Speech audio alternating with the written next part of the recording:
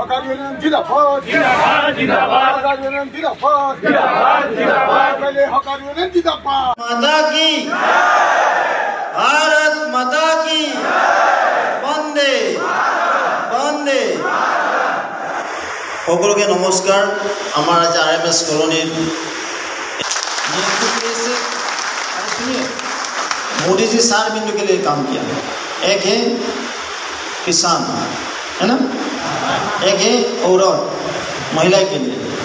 माता की भारत माता की বন্দে বন্দে সকলকে নমস্কার।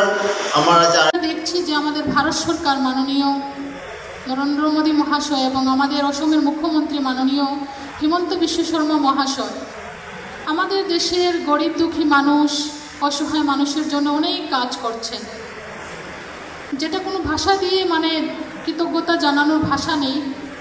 আমার জীবনে, আমার এই 28 বছরের জীবনে আমি এমন মুখ্যমন্ত্রী কিংবা এমন সরকার কখনো দেখিনি যে সরকার এত বেশি দরিদ্র উন্নয়নের জন্য চিন্তা করে, সমাজের পিছপড়া জাতির উন্নয়নের জন্য চিন্তা করে, পিছপড়া মানুষের উন্নয়নের চিন্তা করে, রাষ্ট্রহিতে চিন্তা করে।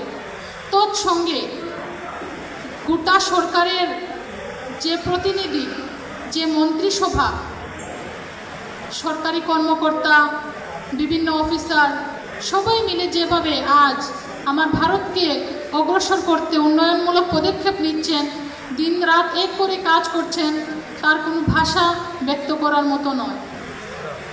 কিন্তু দুঃখ হয়, আমি ওনাদের সাথে যখন থেকে যুক্ত হয়েছি তখন থেকে দেখেছি অনেক হকার ভাইদের, সবাই সমান নয়, অনেক RPF অফিসাররা ভালো আছেন, কিন্তু কোনো RPF অফিসার হকার ভাইদের এত বেশি নির্যাতন করেন, যখন তখন কলার ধরে বলেন, কেস ঠুকে দেন, যখন তখন ওনাদের সাথে অমানবিক আচরণ করেন। সেটা অন্তত দুঃখজনক বিষয়, যেটা কোনো অবস্থাতেই সুস্থ মানবিকতায় মেনে নেওয়া যায় না। তাই আজকে এখানে অতিথি যারা এসেছেন এবং আমাদের মাননীয় ভবেশ কলিতা মহাশয়, আমাদের সম্মানিত অতিথি মাননীয় পঙ্কজ স্যার, ওনারা যেভাবে আশ্বাস দিয়েছে হকারদের উন্নয়নে বা হকারদের ভবিষ্যৎ সুরক্ষায় কাজ করার যে আগ্রহ প্রকাশ করেছেন, তার জন্য আমি ওনাদের শতকোটি প্রণাম জানাচ্ছি। আশা করছি আজকের এই মঞ্চ থেকে হকারদের জন্য এমন একটা সুরক্ষা, এমন একটা ভবিষ্যৎ সুরক্ষার সিস্টেম তৈরি হবে, যেটার জন্য আমার হকার ভাইদের পথে ঘাটে যখন তখন লাঞ্ছিত হতে হবে না। কারণ